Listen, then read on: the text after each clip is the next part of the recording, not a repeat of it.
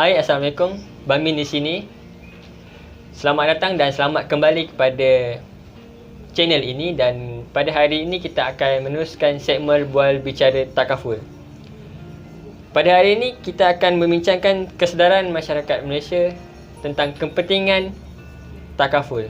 Dan Bang Min pada hari ini tidak keseorangan, ditemani oleh Encik Fazli. Hai, Assalamualaikum Encik Fazli. Waalaikumsalam warahmatullahi wabarakatuh. Sihat Baik, alhamdulillah. Alhamdulillah. Okey. Pada lazimnya kita terus kepada topik ataupun soalannya lah kan. Ya. Pada lazimnya masyarakat di luar sana bila nampak ejen takaful diorang lari. Sebab diorang ni rasa rimas dengan ejen takaful ni. Asyik promote produk je. Oh, Kan? betul. Betul kan? Oh. Jadi bagaimanakah menurut Encik Fazli sendiri dalam menangani perspektif negatif ini? Baik, terima kasih. Terlebih dahulu terima kasih saya ucapkan kerana menjemput saya ke studio ini. Kalau berkaitan dengan persepsi negatif tu, ikut pengalaman saya lah, mungkin setiap orang ada dia punya pandangan masing-masing kan.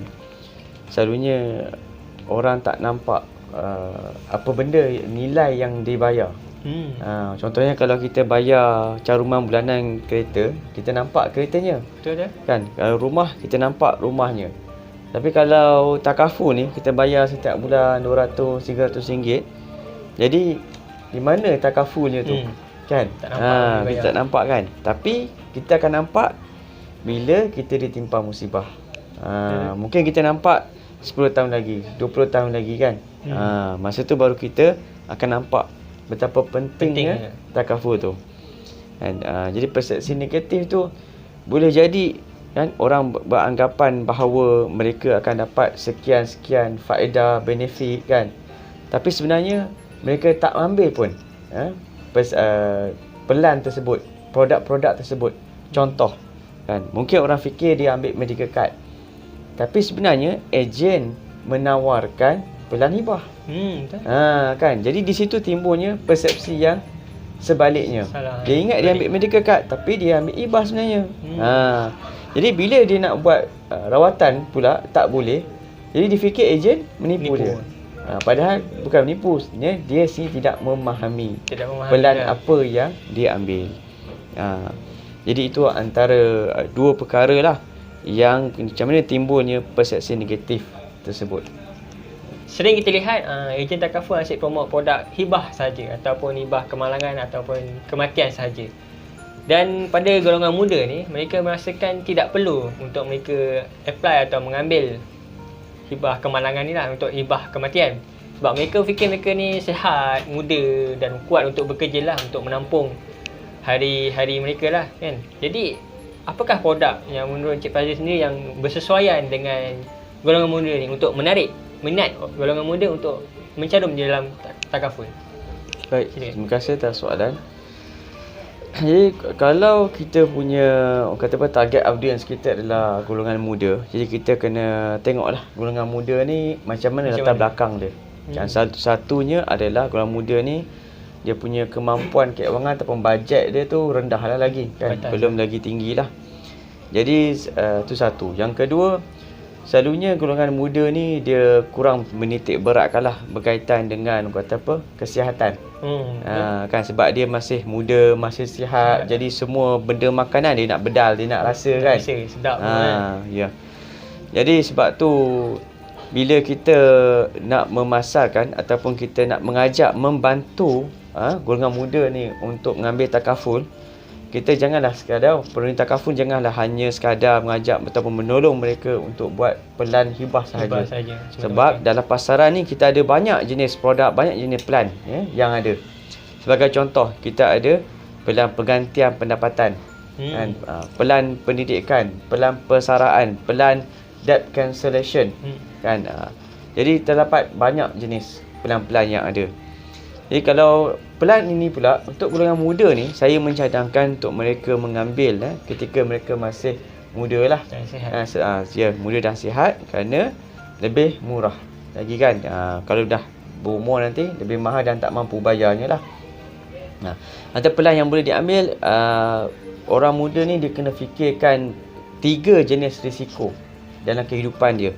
Pertama, risiko kematian.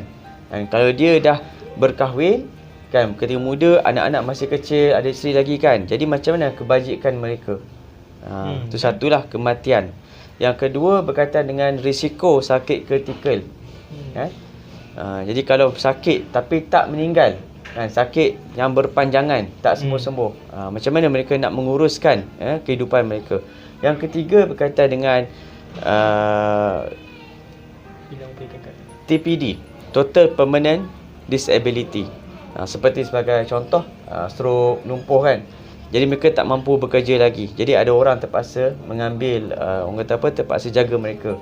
Dan sebagai tambahan yang perlu dititikberatkan juga adalah faktor kemalangan.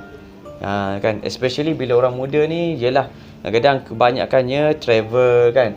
Selalu travel guna kenderaan seperti motor dan kereta kan. Dan kalau kita ikutkan statistik pun menunjukkan motosikal dan kereta adalah mempunyai kadar kemalangan yang tertinggi sekali di Malaysia kan. Jadi sebab tu persediaan tu perlu dibuat. Kan. Jadi kalau berambil dalam pelan untuk kemalangan ni, jadi kalau berlaku apa-apa, contohnya tak boleh bekerja lagi, jadi akan dapat sejumlah pampasan. Sejumlah pampasan lah untuk menyara kehidupan dia. Tapi kalau dia hanya dalam tempoh masa sekejap, contohnya macam sebulan 2 bulan kan, patah kaki ke, jadi dia akan dapat juga allowance. Ada juga allowance lah untuk dia menampung kehidupan dia selain daripada pampasan kemalangan. Kalau berkaitan dengan sakit kritikal, yang mana kita tahu kan, sakit kritikal ni dah tak mengenal usia lagi. Muda pun kena, tua pun kena, tak kira usia kan. Jadi sebab tu persediaan tu perlu dibuat daripada ketika bayi lagi. Kan, bayi lagi. Jadi sebab tu kalau tengokkan kepada syarikat-syarikat takaful yang ada di Malaysia ni, semuanya telah mengembangkan, membesarkan mereka punya produk coverage mereka. Contohnya, sebelum ni mereka hanya cover 36 jenis sakit kritikal sahaja. Tapi sekarang ni telah cover sampai 45 jenis sakit kritikal kan. Kan. Sebelum ni budak-budak hanya boleh claim untuk sakit kritikal tahap akhir sahaja. Kan. Tapi sekarang ni tahap awal boleh, sederhana boleh, akhir pun boleh. Kan. Jadi itu menunjukkan bahawa syarikat juga, syarikat takaful juga berevolusi. Mereka melihat kepada demand yang ada. Mereka melihat kepada statistik penyakit-penyakit yang ada di kalangan pelbagai usia. Jadi bila adanya demand tersebut, barulah mereka mewujudkan produk-produk yang bersesuaian. Macam saya sebutkan tadi lah, untuk bayi sebelum ni mungkin tak ada kan, 5 tahun lalu mungkin tak ada coverage tersebut, tapi sekarang dah ada. Sebab apa? Dah ada penyakit, banyak yang dah kena kan. Jadi sebab tu syarikat-syarikat mengambil peluang ini untuk mereka memperluaskan lagi benefit takaful kepada seluruh serata, orang kata apa, seluruh peringkat usia. Okey. Ya. Penerangan yang sangat baik daripada Cik Fazli sendiri. Okey, Cik Fazli, kita terus pada soalan yang seterusnya.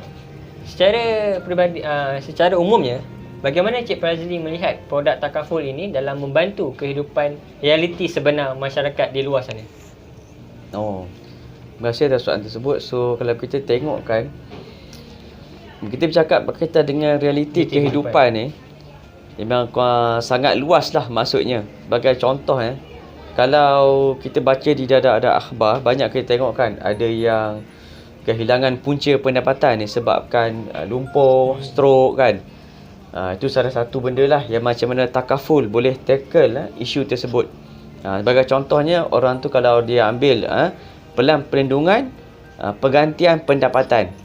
Jadi sekiranya dia tidak mampu lagi bekerja disebabkan faktor terkena stroke ke ataupun lumpuh, jadi syarikat akan membayar kepada orang tersebut lump sum sejumlah RM1 lah yang dia ambil dia ambil takaful tersebut lah kan. Jadi dia boleh gunakan wang tersebut untuk menyara kehidupan dia. Itu contoh bagi pelan pergantian pendapatan sekiranya terkena sakit lumpuh atau stroke. Begitu juga, sama juga kalau terkena sakit ketika tahap akhir yang menyebabkan dia kehilangan kemampuan untuk bekerja.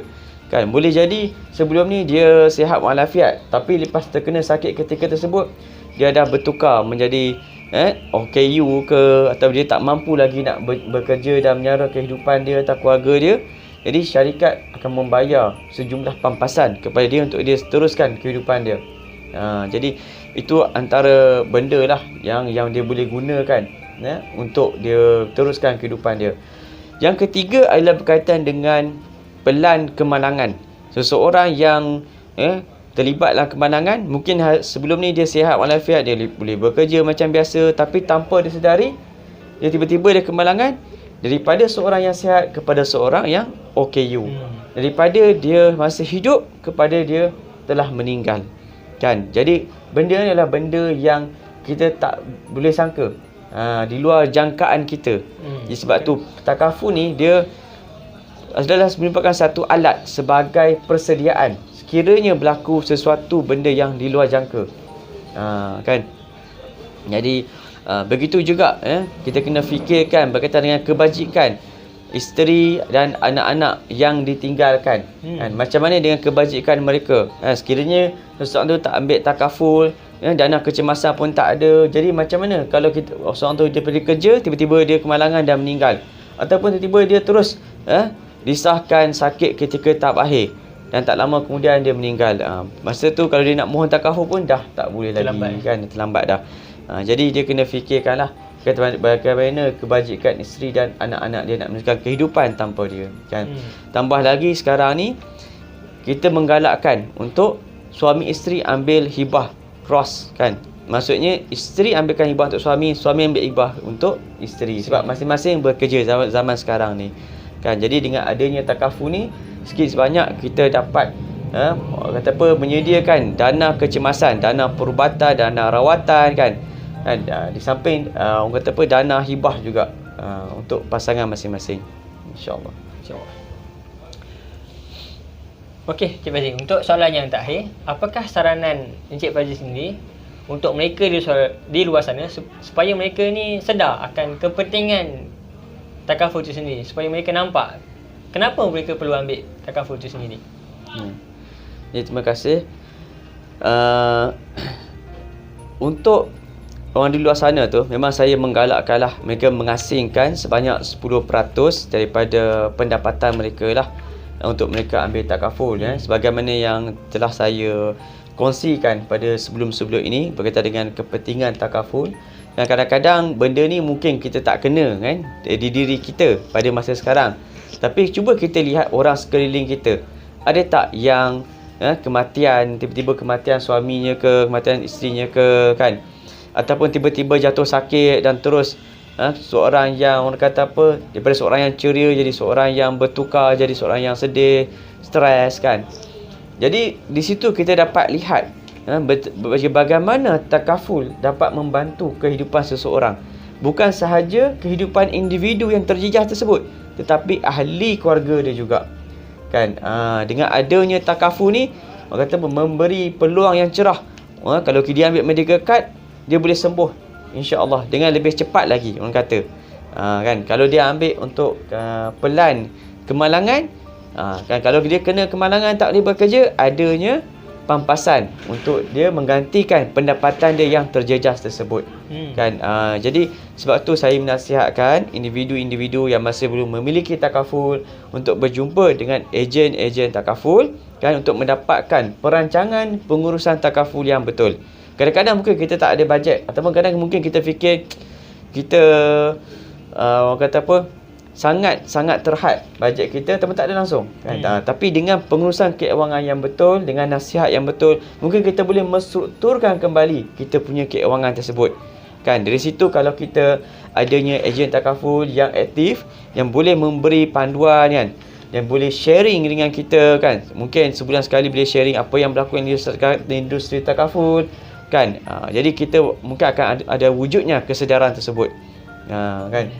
Jadi saya haraplah terutama sekali orang muda, kan, ambillah takaful dengan seberapa segera, kan. Kalau orang yang dah ada keluarga tu, lebih-lebih lagi lah penting untuk dia jaga kebajikan diri dia, kesihatan dia, supaya tak melibatkan kesan ke atas orang lain, isteri dia ke, anak-anak dia ke, kan. Kesian dekat mereka nanti, kan. Mereka nak meneruskan kehidupan mereka. Saya rasa itulah saja, insya-Allah. Terima kasih atas penerangan daripada Encik Fazil itu tadi. Sebagai kesimpulan yang boleh Bamin simpulkan di sini adalah jadikan takaful itu sebagai rakan perlindungan anda.